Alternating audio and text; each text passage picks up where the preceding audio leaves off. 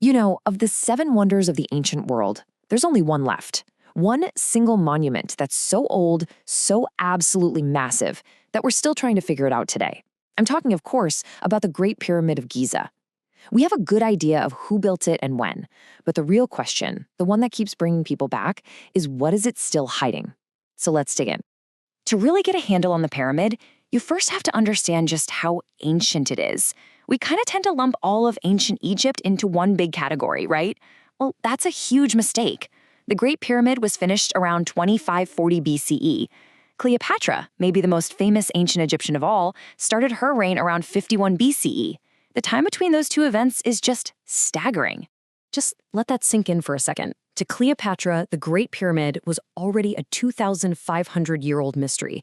The time between her and the pyramid's construction is actually longer than the time between her and us right now. So if the ancient Egyptians themselves saw it as this ancient, unknowable thing from their distant past, what hope do we really have? And that gets us to the construction itself, which feels, well, impossible. For almost 4,000 years, nothing built by humans was taller. And get this, it was built by a civilization that hadn't even started using the wheel for transport yet. So how in the world did they pull it off? Okay, let's just look at the raw numbers because they're absolutely wild. We're talking 2.3 million giant stone blocks. Some of them weigh up to 50 tons, and the total weight, 6 million tons. That is the same as 16 Empire State Buildings all put together with incredible precision. And this wasn't just about brute strength. There seems to be a mathematical secret built right into its design. If you take the perimeter of the base and you divide it by 2 times the height, you get a number that is almost exactly pi. I mean, change the height by just a few inches and that perfect ratio is gone. Is that a coincidence? A lot of people think, no way. But what's actually inside this thing? For centuries, that was the biggest question of all. So let's take a quick tour through the parts we know about. It's a journey that can feel pretty tight, dark, and honestly a little claustrophobic. Our trip starts in what's called the Robber's Tunnel, which was basically a crude hole punched into the side long after it was sealed. From there, it is a tough climb up a very narrow tunnel called the Ascending Passage. Just when you think you can't take the tight space anymore, it suddenly opens up into the incredible Grand Gallery, which is an engineering marvel in itself. And then at the top, you find what you came for, the King's and Queen's chambers. But here's the twist, the big letdown that has stumped everyone for centuries. The sarcophagus in the king's chamber, it was empty. And not just empty, it was broken. And what's even weirder for a pharaoh's tomb, the walls are completely bare. No hieroglyphs, no paintings, nothing. It really makes you ask, was this ever even a tomb to begin with? The mystery only gets deeper when we stop going up and instead go down. Maybe to understand the pyramid's secrets, we shouldn't be looking at what the builders finished, but at what they gave up on. Because deep down in the bedrock, there's a clue that they changed their plans. About 27 meters underground, there's this huge, roughly carved chamber. They put a massive amount of work into digging this thing out of solid rock, only to just abandon it. Why would you spend all that energy just to walk away from it? Well, the leading theory from Egyptologist Christopher Naughton is maybe the simplest one. They just came up with a better idea. A project this big took decades to build. Plans change, and this room might just be the evidence of an early draft of the pyramid's final design.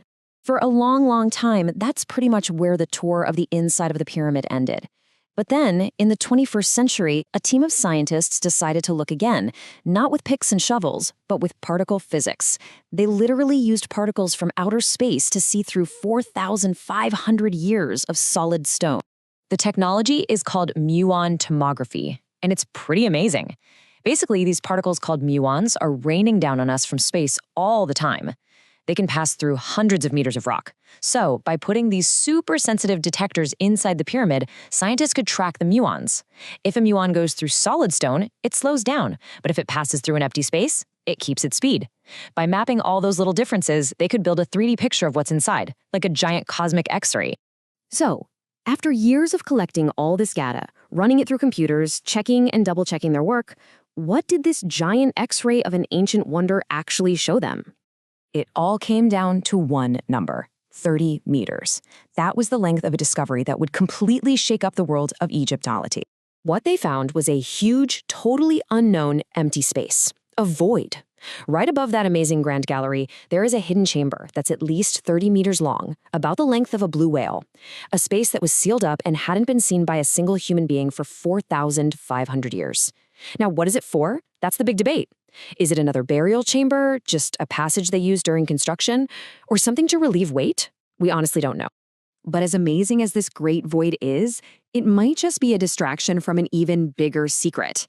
Some researchers now believe that the greatest mysteries of Giza aren't inside the pyramids at all, but buried deep in the rock right underneath them.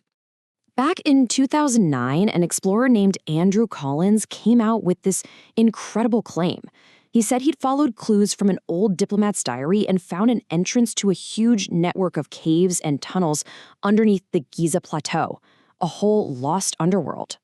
The official response from the authorities was, well, it was swift and it was final. Dr. Zahi Hawass, who was the head of everything ancient in Egypt at the time, completely denied it. He basically said, there are no new discoveries at Giza. We know everything. And just like that, the door seemed to be slammed shut.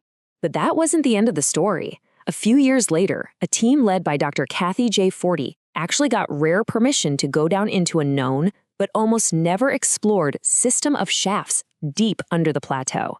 And what they found? Well, it just made things even weirder. The things they found were just bizarre. On one level, they found a modern light bulb just hanging from the ceiling in a chamber that should have been sealed forever. They found two huge, multi-ton sarcophagi with no lids. And the lowest level they could reach? It was totally flooded with water. So they took a sample, sent it to a lab, and the results were a huge surprise. The water was salty, but its unique chemical makeup didn't match the Nile River or the Mediterranean Sea. The closest match they could find was a faraway salt lake called Karun. And this is where it gets really crazy. The ancient Greek historian Herodotus wrote about a legendary underground labyrinth near that very same lake, and he claimed it was connected to the Giza pyramids by a tunnel.